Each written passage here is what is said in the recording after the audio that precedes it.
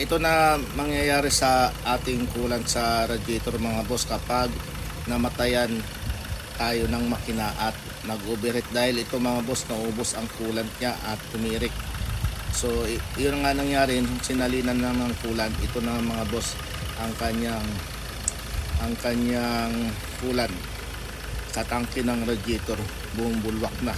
Ibig sabihin mga boss, may hangin na nakakapasok sa linya ng coolant dito sa makina.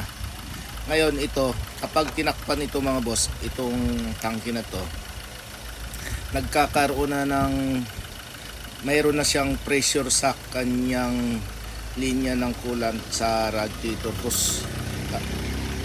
Pag tinakpan yung takip mga boss, ang kanyang hose tumitigas. Ibig sabihin maraming hangin na po pumapasok sa linya ng coolant.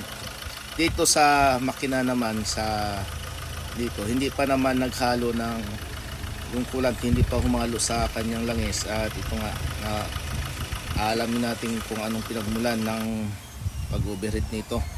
Una, tinanggal namin ang kanyang thermostat dahil ito mga boss, nung dumating sa atin, mainit yung radiator sa itaas, sa ibaba malamig. Ito, matitesting natin to kung sira o hindi.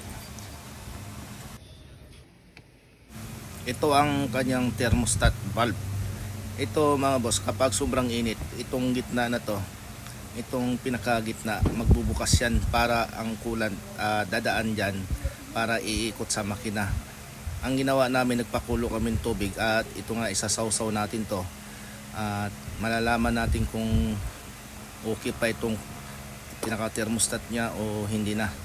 Kasi pag ito mga boss, pag sa magbukas itong gitna ng thermostat, ibig sabihin buo pa ito. Pag sarado siya, na kahit na kumukulo pa yung kanyang tubig, ibig sabihin sira na ito mga boss.